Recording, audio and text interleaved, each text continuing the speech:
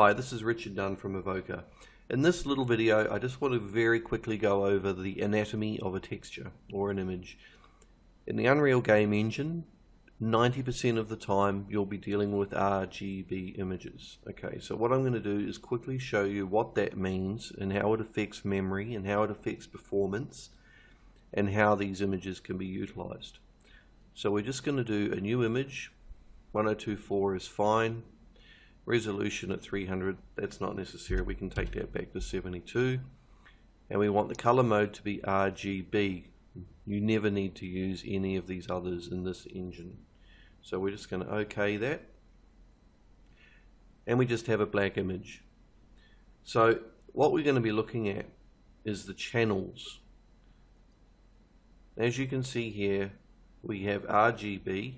Now this top line is the sum of these three. These three added together gives us this result. Now this is a 3-channel image. Now this is the important thing to know. The R channel is 8 bits. Okay. Whenever you save an image, you're asked how many bits do you want the image to be. Each of these is 8, so we have 8, 8 and 8. 3 8s are 24. So if we save this image right now, we would have a 24-bit image. So to demonstrate that, what we're going to do is we're just going to come down here and we're just going to paint. I'm just going to set my brushes back to the defaults.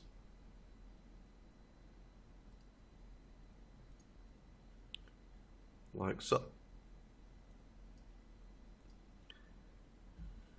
I'm just going to upsize it by pressing the right bracket key, and in the red channel I'm just going to paint an R.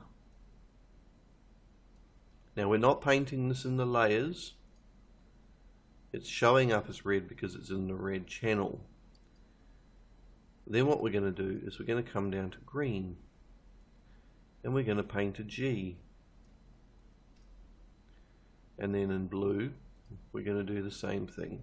We're going to paint a big B. Now what you can see here, as we said before, is the sum. As you can see, it's multicolored. We can isolate these now.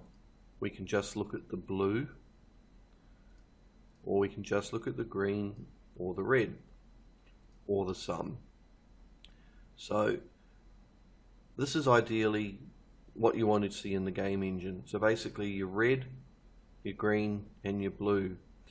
Now where this differs is in a texture where you want an alpha channel. So an alpha channel is then going to require another channel in here, which is going to make it 4 channels. So then it's 4 8s are 32. It then becomes a 32-bit image. And the way that you create an alpha channel, very quickly for those that don't know, is you just click this little box here with the folded corner and you get an alpha channel. And what we could do is we could just paint a really big circle there. Might help if I used white.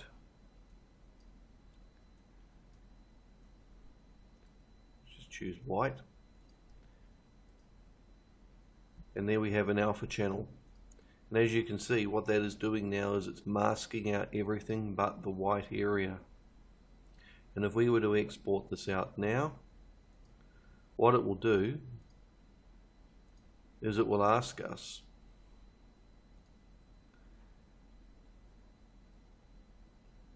just get my stuff into the view for you. Do we want to save this as a target? Yes we do. Alpha channels, yes we do want an alpha channel. So if we save that as RGB test, this little window pops up, 32 bits, and as you remember, 1 2 3 4 8 bits is 32. Yes. Now if we were to set that to 24, we would lose the alpha channel, so we don't want that. We want that. And that's pretty much all there is to it. What you've just got to remember is that you can also put different things in different channels. By default, a texture would have very similar looking images in there to make up the color image that you see, but there are other ways the texture can be used.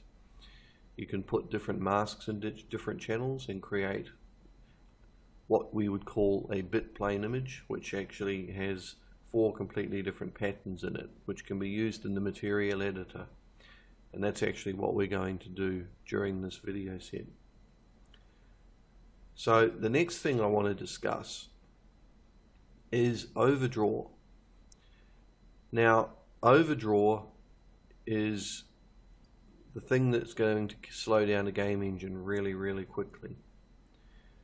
If we applied this texture in a game engine, everything that's white would draw and everything that's black won't draw. It'll be transparent. But that comes at a huge cost. So what I'm going to do now is I'm going to open up a level that I've prepared to demonstrate this. And this is the level that I've prepared. Now, it's very, very simple, but what it demonstrates here is absolutely critical to understand with particle systems and game engines in general. What it consists of is a lot of planes, as you can see here. I've got a line down here and I've got a line down here. Now these planes are masked out with a texture and a material. Now you might say, well, what's interesting about that? What's interesting about it is that in order for this to render effectively in a game engine, we need to reduce the thing called overdraw or fill rate. Now if we go into this icon up here, shader complexity, this is exactly what we're talking about. The green is actually what we're after. And the way I'm going to demonstrate that is to show you an image. This is an image that's on the Epic website, and it demonstrates shader complexity through overdraw. As you can see here, the greener colors are the least expensive colors in a scene, going through red to pink to white. These colors you should never have. Reds can be acceptable, but there has to be good reason for it. But it just gives you an idea of the color range, green going through red through to white. So in saying that, you can see here what's going on. Our slab, our floor is fine, and our masked out discs are fine as long as there's no transparency on top of them. Now what's going on here is the camera is shooting out rays from where we're looking here at the objects, and what it's got to do is it's got to determine what objects are behind what. So it's coming from this surface and it's coming to this one, and it's saying, is this solid or is it transparent? And it's got to do this each time. And then if it's transparent, it's got to decide what's behind it. Do I draw it or don't I? And all this processing can cause a huge lag in a scene. So in this example, what I've done is I've created a really small disk with lots of transparency around it. Now that is the way that you do not do it. You would want to make the disk as big as you could to minimize the red area. And as you can see, if we bring the camera around, the more, if you watch over here, you can see it's going pink. The more we look through it, it's going white, which is the worst. So as you can see there, hopefully you can understand what's happening and why having this transparency like this is not a good thing. Now there are situations where you do have to have particles, not particles, but images or models like that stacked on top of one another. Particles is a prime example, and this is why particles are so expensive. You have to be very careful about how you manage this overdraw or fill rate. If we come over to this side, here's another one I've prepared, which is how you would do it in production. So what we have is a texture that uses up all the space except the corners, because it physically can't crop those. But you can see there that we have a lot less white, just those very small corners. And that is looked at as a percentage of the whole screen. So if you look at that, you might only be looking at 5% of the whole screen. Whereas over here, you might be looking at 20%, theoretically. So this is how you would achieve the result in this case. You need to minimize the area that's being masked out by the texture, and you need to maximize the area that's being used. This can be especially troublesome when you're doing something like tree foliage or grass. You're actually much better off modeling the grass and having no transparency on the texture than you are to have an image of grass with the background masked out. I don't want to go into too much more detail than that because this can get quite technical, but I just wanted to demonstrate to you the concept behind Overdraw, what it is, and to visually show you how to track it and how to see what you're getting. So just to reiterate, you need to minimize the masked area, and you need to use this shader complexity button to actually visualize it.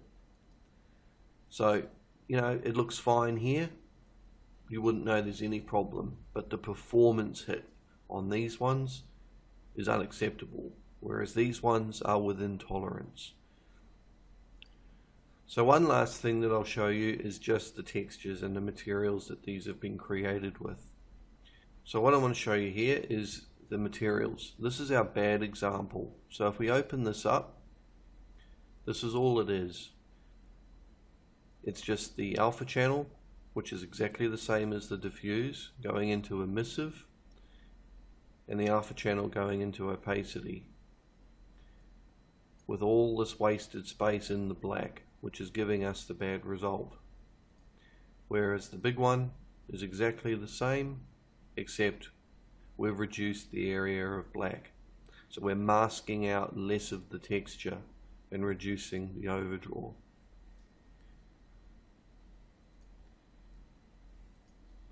And then we get that result with several layers giving us fill rate errors and white.